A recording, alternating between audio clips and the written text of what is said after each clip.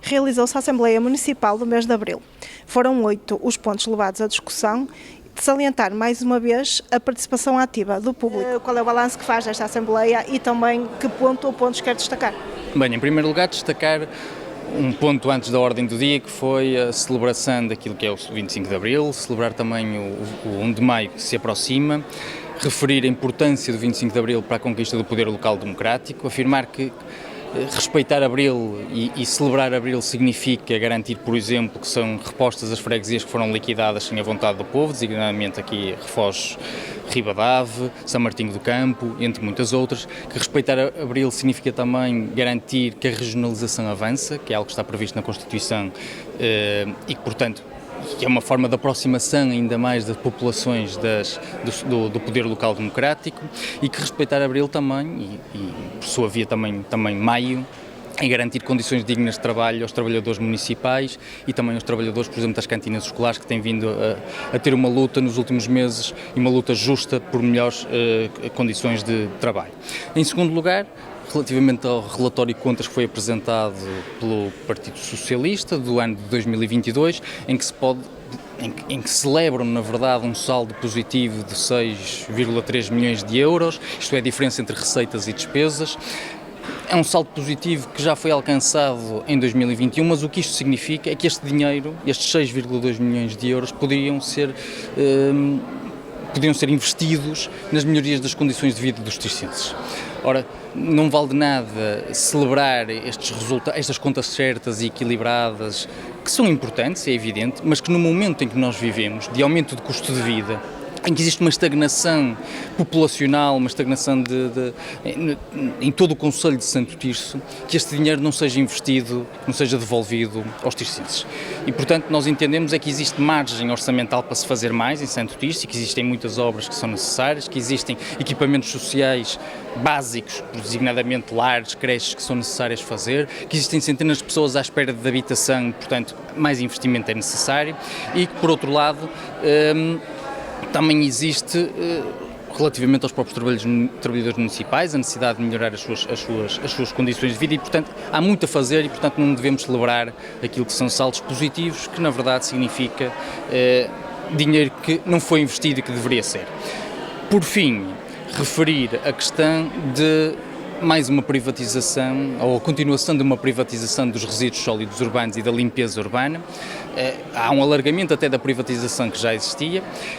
Isto tudo é sustentado numa avaliação que nem sequer equaciona a possibilidade de remunicipalização destes serviços, ou seja, nós não sabemos se com a remunicipalização teríamos serviços mais baratos e de melhor qualidade do que a concessão, porque os estudos não são feitos. A CDU opõe-se a essa privatização como opõe-se a privatizações anteriores e defende que estes estudos devem existir para nós podermos decidir de forma transparente e de acordo com aquilo que é o interesse público da população tircense, qual é que é a melhor solução, e do nosso ponto de vista a melhor solução passa pela reinternalização destes serviços de resíduos urbanos e especialmente da limpeza urbana, onde a proximidade com a população também é muito importante. Bom, o primeiro assunto que vou destacar, naturalmente, que foi a proposta de voto que eu trouxe à Assembleia, voto contra as declarações de Lula da Silva, Presidente do Brasil, relativamente à Europa e aos Estados Unidos estarem aliados à Ucrânia. Eu sou portuguesa, vivo na Europa e eu confesso que não percebo como é que a Assembleia votou contra e trouxeram o tema da postura do Partido Chega na Assembleia da República. Eu não estou na Assembleia da República, eu não vou falar da postura dos deputados da Assembleia da República, concordando ou não com ela. Cada um tem a sua opinião, eu tenho a minha naturalmente. Já outros partidos o fizeram de igual forma, de apresentarem cartazes e de enxovalharem e de insultarem outros elementos partidários, inclusive até o Cavaco Silva, o PS já fez o mesmo, o Bloco de Esquerda já fez o mesmo. E, portanto, eu não vou fazer, e acho que até foi despropositado trazerem o tema da Assembleia da República aqui a esta Assembleia. Eu trouxe um voto de repúdio, um voto contra, não me revejo nas palavras do Lula da Silva, eu sou portuguesa e como portuguesa achei que deveria trazê-lo e mal foi votado contra pela maioria dos deputados aqui presentes. Realço também o orçamento aqui apresentado, foi muito aquém do esperado. O Sr. Presidente gosta muito de enaltecer os 6 milhões que de proveitos que obteve até agora. Eu relembro que ele tem uma dívida de muitos mais milhões, portanto, isto não me chega a saber os proveitos, também há que saber aquilo que ele ainda tem, os compromissos que ele ainda tem que assumir e que ainda os tem que pagar, todos nós temos que pagar. Acho que a participação do público foi a mais, a meu ver, até a mais produtiva. Eu, por acaso, por coincidência, estive a ver também a questão do cartão jovem, inclusive perguntei aos meus filhos, porque ainda estão na fase etária de obter esse cartão, eles desconheciam que existia um cartão jovem. A Tircense, realmente a cidadã Tircense tem razão naquilo que diz, o cartão está pouco divulgado, pouco ou nada se fez. Não sei o que é que se vai fazer daqui para a frente, é um tema que se pode voltar a trazer aqui a esta Assembleia. Existe também o tema, e bem trazido pela deputada Ana Laje, sobre a questão do orçamento,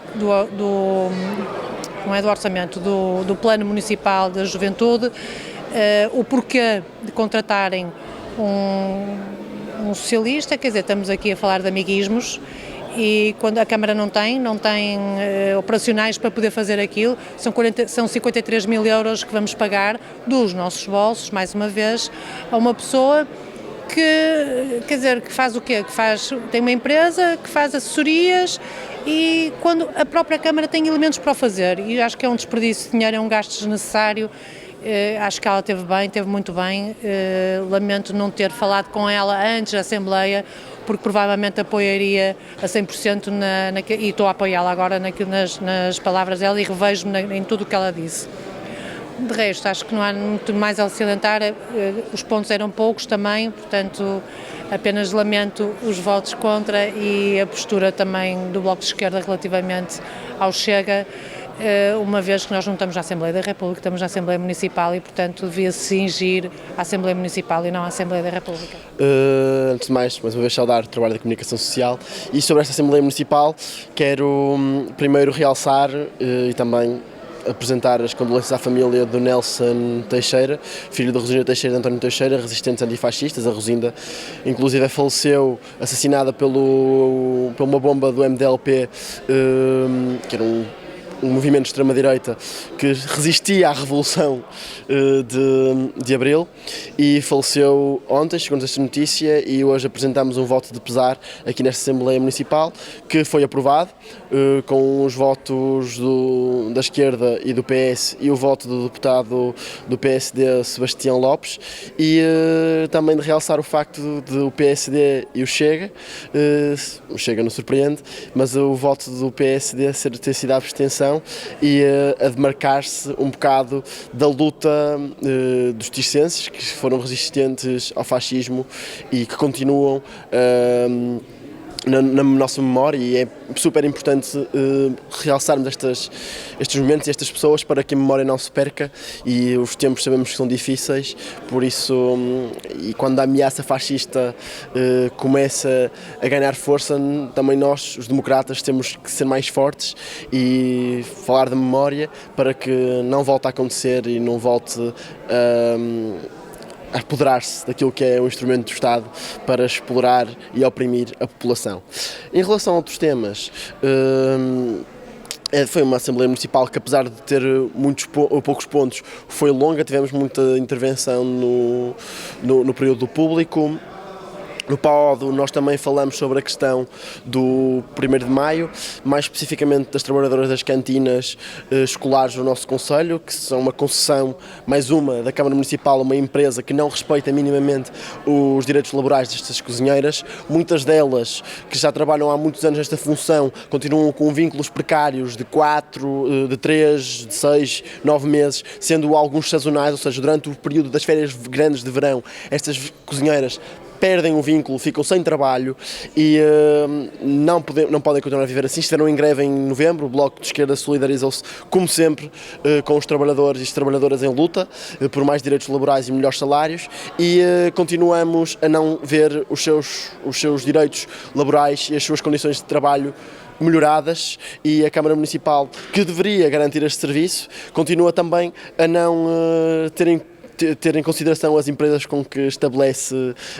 parcerias, que estabelece concessões, porque é só mais uma que não respeita os direitos do trabalho. O resto foram votações normais. Tivemos a discussão sobre a questão do parque fotovoltaico aqui em Santo Tirso, que pedimos que a Câmara nos remetesse um parecer, ou pedisse um parecer a uma agência portuguesa do ambiente ou outra agência responsável por perceber os impactos ambientais que, sabendo que é necessária uma transição energética para combater as alterações climáticas, também esta transição energética tem impactos e nós precisamos também de calcular esses impactos, porque a população também não pode ser colocada em causa, ou a sua qualidade de vida posta em causa por causa de um projeto megalómano, e também a questão dos benefícios fiscais que a empresa que vai anexar aqui, que vai construir aqui os 5 hectares dos painéis fotovoltaicos vai ter esses benefícios fiscais. Temos que perceber porque é que tem esses benefícios fiscais. São uma empresa que garante também essa proteção ambiental, esses direitos ambientais, mas também a proteção nos trabalhos destes trabalhadores. Faltam-nos dados. E nós, numa Assembleia Municipal, em que temos um documento de prestação de contas de 800 páginas para ler em 4 dias, sendo que somos 2 deputados municipais pelo Bloco, já não falo dos grupos que têm um deputado municipal, para ler, ainda mais trabalhar outros temas que têm muita importância para o Conselho e impacto na vida da população, sem mais documentos que nos possam guiar no nosso sentido de voto, porque obviamente nós somos a favor de uma transição energética, mas não a todo custo, como também somos a favor de trabalho e de criar trabalho no nosso Conselho, mas não a qualquer custo, como já o demonstramos noutras ocasiões, e por isso achamos que falta também valorizar, uma valorização da Câmara Municipal deste órgão autárquico que é escrutinador, acima de tudo, que é a Assembleia Municipal. Já, olá, boa noite, obrigado mais uma vez ao Diário Santo Tirso. Em relação aos pontos de intervenção antes da ordem do dia e, obviamente, a conta de gerência de 2022. Documento, talvez, o mais estruturante a par do plano e orçamento. Em relação às intervenções antes da ordem do dia, destacar a parte da intervenção da deputada Ana Laís Pinto, quando fala do processo do Plano Municipal da Juventude e a adjudicação direta a um jovem algures do Conselho da Póvoa de Varzim, ligado a uma organização político-partidária. Mas, independentemente disso, o custo de 53 mil euros, porque é que não utilizamos aqui, acima de tudo, além do custo, aquilo que interessa saber era e apurar por que razão, com a quantidade de pessoas qualificadas que temos no nosso município, estou a falar dos trabalhadores da Câmara Municipal de Santo Tirso, por que razão é que não temos esses nossos trabalhadores a fazer exatamente aquilo, como ao exemplo de muitos outros municípios. As outras duas situações relacionadas com uma questão de vontade política e ambição. Nós sabemos que não está inscrito em Orçamento de Estado, sabemos que não está inscrito em PRR, mas temos de ter ambição com responsabilidade, é certo. Estamos sempre constantemente a falar de mobilidade e daí temos que colocar duas questões distintas. Uma relacionada com a central de caminhonagem, que está completamente desajustada. Aliás, nós temos uma mobilidade de transporte em Santo Tirso, em que temos uma central de caminhonagem a montante e temos uma estação de caminho de ferros a jusante. E temos que perceber que a central de caminhonagem, hoje em dia, aquilo que temos de transmitir é que está um bocadinho votada ao abandono. Por outro lado, a questão essencial aqui, sendo da mobilidade, é perceber que na questão da área metropolitana do Porto e da mobilidade, há vontade ou não há vontade política de termos o metropolitano de superfície a vir até ao Conselho de Santo Tirso. Isto é muito importante, se queremos substituir o império do carro, ele não se faz de um dia para o outro, faz com planos à séria e em que as pessoas consigam, ao fim e ao cabo, movimentar entre as cidades de forma rápida e eficaz. Isto numa primeira parte aqui desta minha intervenção. A outra parte que consideramos extremamente importante, naturalmente tem a ver com a conta de gerência 2022. Nós votamos contra, não por votar, porque temos aqui um processo de execução que consideramos baixo, uma execução da despesa, pessoalmente, consideramos baixo. As transferências, efetivamente, transmitimos que em relação a transferências de capital para juntas de freguesia e esmiuçamos, está na nossa intervenção, algumas juntas de freguesia que não recebem o devido capital, quais os critérios de decisão em relação aos apoios às associações, e até o próprio auditor de contas refere e pondo em causa um princípio da previsibilidade e transparência, que é o facto